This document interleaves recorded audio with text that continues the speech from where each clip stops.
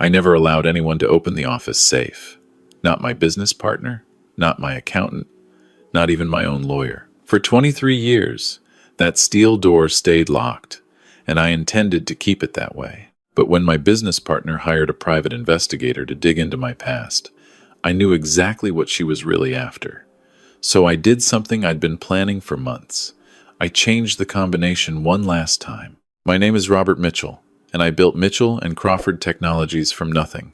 Started in a garage back in 1999. Just me and a dream to revolutionize inventory management software. By 2005, we had our first major client. By 2010, we'd gone public. By 2015, Victoria Crawford had bought her way into a 50-50 partnership with a check for $12 million. That safe had been in my office since day one. A Browning Silver Series, installed flush into the wall behind a painting of the San Francisco Bay. Victoria asked about it exactly 3 times in the first year. I told her the same thing each time. Personal documents. Nothing related to the business. She seemed to accept that. The office itself was on the 3rd floor of our building in Palo Alto. Open floor plan for the development team, glass-walled conference rooms, and 2 private offices at the far end. Mine faced west, hers faced east. We each had our spaces, our territories. That's how it worked for the first few years. Victoria was sharp, I'll give her that. Stanford MBA, previously VP at Oracle, connections throughout Silicon Valley. She brought legitimacy to our operation, opened doors I couldn't have opened alone. Our revenue tripled in her first 18 months. The board loved her. Clients loved her.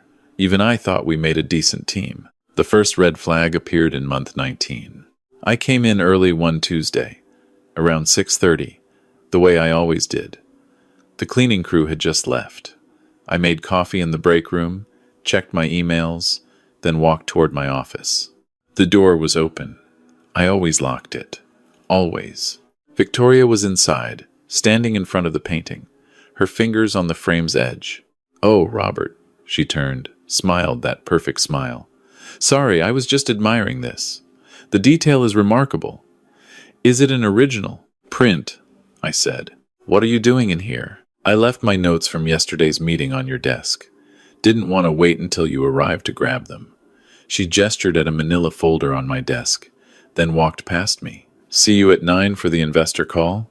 The folder had been there. I checked. But something felt wrong about the whole interaction. The way she'd been standing. The way her hand had been positioned. I examined the painting. Nothing seemed disturbed. I checked the safe's dial through the gap in the frame. Still locked, combination untouched. I let it go. Told myself I was being paranoid. The second red flag came 3 months later. We were negotiating a potential acquisition, a smaller firm out of Austin that had developed complementary technology. The deal was worth $43 million. Victoria pushed hard for it. Too hard. During one board meeting, she spent 40 minutes arguing why we needed to move fast, why waiting would let competitors swoop in, why this was our moment. I said we should do more due diligence. She shot me a look I'd never seen before. Cold, calculating. After the meeting, our CFO, Marcus Webb, pulled me aside. "You notice Victoria's been meeting with the Austin CEO privately," he said. "Twice. Once for dinner in San Jose, once for drinks in San Francisco.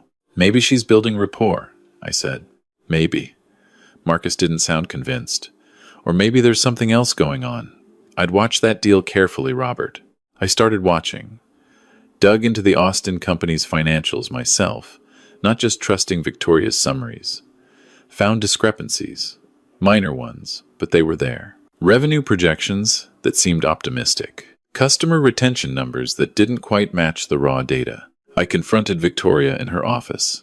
"These numbers," I said, sliding the report across her desk. "They don't add up." She barely glanced at them. "Their accounting team uses different metrics." I verified everything. "With who?" "Their CFO." "Robert, are you questioning my judgment?" "I'm questioning these numbers." She stood up, walked to her window, looked out at the parking lot below. "You know what I think? I think you're having trouble letting go. We're not a garage startup anymore. We're a real company. And real companies make bold moves. If you can't handle that, Maybe it's time we discussed restructuring our partnership. The threat hung in the air. She was testing boundaries, seeing how far she could push. I killed the Austin deal. The board backed me, barely. Victoria didn't speak to me for 2 weeks, except when absolutely necessary. The third red flag appeared 6 months after that, and this one scared me. I received an email from our bank, routine notification, about an authorized user being added to one of our corporate accounts. I hadn't authorized anyone. I called immediately. "Mr. Mitchell," the bank manager said, "Miss Crawford submitted the paperwork last week. She has co-signing authority on your account, same as you have on hers. It's standard for 50-50 partners. I never agreed to that." Silence. "Sir, we have your signature on the authorization form." "Impossible. Send me a copy." They did. The signature looked like mine, close enough that the bank hadn't questioned it. But I knew my own signature, knew the way I looped the R in Robert, the way I crossed the ent in Mitchell. This wasn't mine. I had a forensic document examiner look at it. His verdict, skilled forgery, probably traced from a real signature, then practiced and reproduced. I confronted Victoria again, this time with Marcus present as witness. "That's insane," she said. "Why would I forge your signature? I have access to plenty of company funds already." "Then explain how your name got added to my account." Clerical error. The bank screwed up. "Robert, you're getting paranoid in your old age." She smiled, but it didn't reach her eyes. "Maybe it's time to think about succession planning. You're what, 63? 64? When's the last time you took a real vacation?" I was 64. And I hadn't taken a vacation in 7 years. But I wasn't crazy, and I wasn't paranoid. I called my lawyer that night. We started documenting everything. Every interaction with Victoria, every questionable decision, every red flag. I also did something else. I hired my own investigator, a former FBI agent named Helen Cross. Her job was simple: find out what Victoria Crawford was really after. Helen's first report came back 3 weeks later. Victoria had been in contact with 2 of our competitors, including one in Germany. The nature of the conversations wasn't clear, but they'd happened, multiple times. Her second report was worse. Victoria had been asking questions about me, personal questions, about my late wife, Catherine, about when she died, about what I'd been doing in the months after. Catherine had died 8 years ago. Pancreatic cancer. 6 months from diagnosis to the end. The worst 6 months of my life. I'd worked through most of it, trying to distract myself, trying to feel useful when I felt completely helpless. The safe had been my sanctuary during that time. Still was. Victoria had no business asking about Catherine. None. The fourth red flag came in the form of a midnight email from our head of IT security. "Robert, we've detected unusual access patterns in our system. Someone's been trying to access encrypted files, specifically old financial records and founder documents. The attempts are coming from inside our network. I've traced them to an executive workstation, but I need authorization before I can identify which one." I gave authorization. The workstation was Victoria's. She'd been trying to access our original founding documents, the ones that outlined the company structure before her investment, the ones that detailed intellectual property ownership and rights. She'd failed because those files were encrypted with a key only I possessed. But she'd tried, repeatedly. I called an emergency board meeting, presented the evidence, the bank signature forgery, the competitor contacts, the attempted file access, the Austin deal discrepancies. Victoria sat through it all with perfect composure. When I finished, she laughed. "This is what happens when founders can't let go," she said to the board.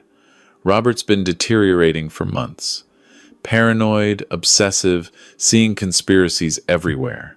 I've been trying to help him transition toward retirement, and this is how he responds: by fabricating allegations against me." 3 board members looked at me with something like pity. "The evidence I started can be interpreted many ways," Victoria interrupted. "I've been in contact with other firms because I'm exploring market conditions. I looked at old files because I wanted to understand our company history. The bank thing was clearly an error. Robert, I care about you, but you're not well. The meeting ended inconclusively. The board wanted more information, wanted to wait and see. I walked back to my office feeling older than I'd ever felt. That's when I found her there again. It was past 8 p.m. Everyone else had gone home. I'd stayed late to review documents, to build my case stronger. I came back from the bathroom and saw the light on in my office, saw her silhouette against the window. This time, she wasn't looking at the painting. She was behind my desk, and she had a drill. The painting was off the wall, leaning against the bookshelf. The safe door was visible, and there was a small scratch near the dial where she'd obviously tried something. "What the hell are you doing?" I said from the doorway. Victoria turned, completely calm. The drill hung loose in her hand. "I think it's time we had an honest conversation, Robert." "About breaking into my safe? About what's in it?" She set the drill down on my desk. "I know you've been moving money. I know there's something you're hiding. Company assets, maybe offshore accounts, maybe intellectual property you're planning to take with you. And I think proof of it is in this safe. You're out of your mind." "Am I?" She walked toward me. "You're 64 years old, Robert. You started this company, yes. But I've grown it. I've tripled our revenue. I've brought legitimacy and structure. And yet you hoard secrets, you lock away information, you treat me like an outsider. Well, I'm done being patient. Whatever's in that safe, it belongs to this company, which means it belongs to me too. Get out of my office." "Or what? You'll fire me? You'll call the board?" "Robert, they already think you're losing it. One more paranoid outburst and they'll force you into retirement. Is that what you want?" I pulled out my phone. "I'm calling security." "Go ahead," she said. "Tell them you found your business partner in your office after hours. Tell them she was trying to access a safe that might contain company property. See how that plays. You've been secretive about this safe for 23 years. What are you hiding, Robert? What are you so afraid of people finding?" My hand shook as I held the phone.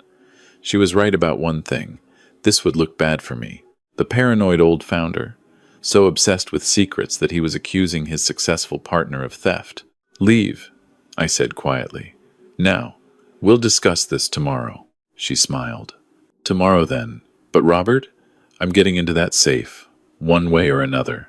She walked past me, and I heard her heels clicking down the hallway, heard the elevator ding, heard silence. I stood in my office for a long time, looking at that safe, thinking about everything inside it. Then I called Helen Cross. "I need you to accelerate your investigation," I told her. "And I need you to do something else. I need you to contact the FBI." The fifth and final red flag came 2 days later, delivered by Helen herself. We met at a coffee shop 3 blocks from the office. Helen slid a folder across the table. "Victoria Crawford isn't who she says she is," Helen began. "Or rather, she is, but there's more to the story. Before she joined your company, she was under investigation by the SEC. Securities fraud. She was VP at Oracle, yes, but she left under pressure. There was an internal investigation into insider trading. Nothing was ever proven publicly, but Oracle paid out a quiet settlement to several shareholders. Why didn't this come up in our background check? Because it was sealed. Settlement included non-disclosure agreements. But I have contacts, and they remember. Victoria has a pattern, Robert. She joins promising companies, gains trust, then positions herself to either take control or extract maximum value before moving on. You're not her first target. You're her third. What happened to the first 2? First one went bankrupt after a suspicious deal with a competitor. The founder lost everything. Second one got acquired under questionable circumstances. The founder retired and signed away most of his shares as part of the deal. Both times, Victoria walked away wealthier and moved on to the next opportunity. I felt cold. She's trying to take my company. Yes. And whatever's in that safe, she thinks it's the key. She thinks you have something hidden that she can use against you. Maybe evidence of financial impropriety. Maybe secret assets she can claim belong to the company. Maybe just leverage to force you out. But she's convinced it's there. And if she doesn't find what she expects, Helen looked at me carefully. Then she'll be very, very angry. Robert, I contacted the FBI like you asked. They're interested. especially if Victoria's in contact with foreign competitors. That could be industrial espionage, but they need evidence. They need to catch her in the act. How? Let her try for the safe again. We'll be ready. I went back to the office and did something I hadn't done in 23 years. I opened the safe. Inside, exactly where I'd left them, were 3 photograph albums. Catherine's albums. Every picture from our 32 years together. Our wedding in 1985. Our honeymoon in Ireland. The house we'd bought in Menlo Park. Catherine's garden. Her book club meetings. Her volunteer work at the library. Her last birthday before the diagnosis. Also inside, a handwritten letter Catherine had written to me 2 weeks before she died. I'd read it exactly once, the day after her funeral. Never again. It was too painful. And finally, 3 journals. Catherine's journals from her last year. Her thoughts, her fears, her hopes, her reflections on our life together. Her goodbye to me. That was it. No money, no company secrets, no offshore accounts, or hidden intellectual property. Just memories of my wife. Just the most precious things I owned. I'd put them in the safe because I couldn't bear to look at them, because seeing them made the grief too real, because this office was where I could escape from the pain, and having them here, locked away, meant they were close but contained, safe, protected. I'd never told anyone, not the board, not my lawyer, not even Marcus. It was too personal, too raw. Even 8 years later, talking about Catherine felt like reopening a wound. But now Victoria thought there were secrets worth stealing. I made a decision. Over the next week, I worked with Helen and her FBI contact, a special agent named Morrison. We set up surveillance in my office. Cameras hidden in the bookshelf, in the ceiling vent, in a modified smoke detector. Audio recording. The works. I also changed the safe combination one last time. Then I did something that hurt more than I expected. I removed Catherine's albums and journals, took them home, locked them in my bedroom closet. In their place, I put a single item, a USB drive. On that drive, every piece of evidence Helen and Marcus had gathered about Victoria, the forged bank signature, the competitor communications, the Austin deal discrepancies, the SEC investigation files Helen had obtained, the IT logs showing her attempts to access encrypted files. Everything. Then I waited. Victoria made her move on a Friday night. I'd made a show of leaving at 6 p.m., complaining loudly about a headache, telling my assistant I'd be working from home for the weekend. In reality, I was in a van 3 blocks away with Helen and Agent Morrison, watching the surveillance feeds. Victoria entered the building at 8:15, used her access card, went straight to the 3rd floor. The cameras caught everything. She was in my office by 8:20. This time she came prepared. A professional safe tech was with her, a guy who looked like he'd cracked a few safes in his time. They went straight to work. "You're sure about this?" the tech asked on the audio feed. "Positive," Victoria said. "He's been hiding company assets. I have a right to know what's in there. You know, this is technically breaking and entering. It's my office too, my company. Just open it." It took them 40 minutes. The tech was good. I'll give him that. He listened to the tumblers, made minute adjustments, worked with the precision of someone who'd done this many times before. At 9:03, the safe door swung open. Victoria practically shoved the tech aside. She reached in, pulled out the USB drive, stared at it. "That's it?" she said. "A flash drive?" "Maybe that's where he keeps the files," the tech said. Victoria pulled a laptop from her bag, plugged in the drive. I watched her face on camera as she opened the first folder. Then the second. Then the third. Watched her expression change from triumph to confusion to fury. "What is this?" she said. This is all about me. This is an investigation file. This is..." She looked up at the camera in the smoke detector, looked straight at it. She knew. "Hello, Victoria," Agent Morrison said, into a microphone. His voice came through the office speakers, part of the security system. "This is Special Agent Morrison, FBI. You're under surveillance. Do not move. Agents are entering the building now." Victoria ran. She grabbed the laptop, left the USB drive, bolted for the door. The tech was right behind her. They made it to the elevator, but building security had already locked it down. They tried the stairs. FBI agents were already there. They caught her on the second-floor landing. Caught both of them. I watched it all on the monitors. Watched Victoria scream about how this was entrapment, how I'd set her up, how the safe had contained company property, and she had every right to access it. Watched the agents read her rights. Watched them take her away in handcuffs. The tech gave up Victoria immediately. Testified that she'd hired him specifically to crack my safe, that she'd paid him $5,000 cash up front with another $5,000 promised after, that she'd told him there were company secrets inside worth millions. The FBI investigation into Victoria took 3 months. In that time, they uncovered everything. The SEC investigation, the 2 previous companies she'd targeted, the communications with our German competitor, where she'd been offering to sell proprietary information for 2 million euros, the forged bank documents, the attempted theft of intellectual property.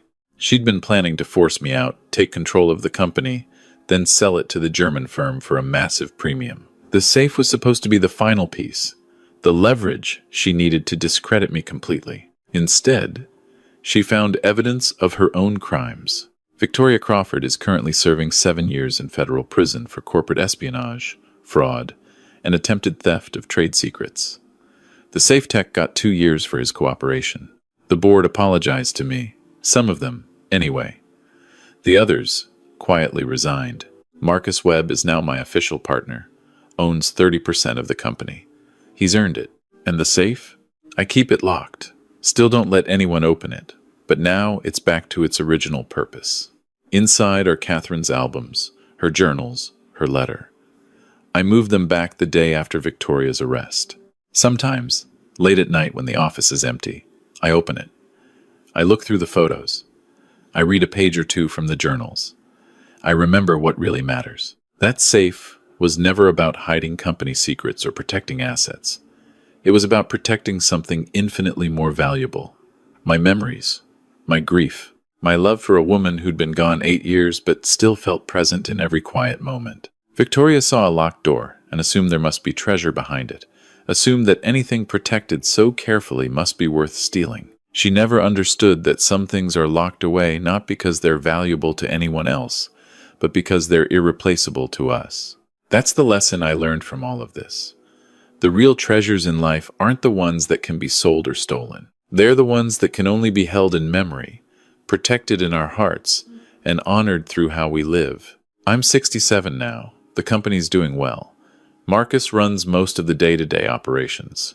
I come in 3 days a week, mentor the younger developers, attend the important meetings. I finally took that vacation.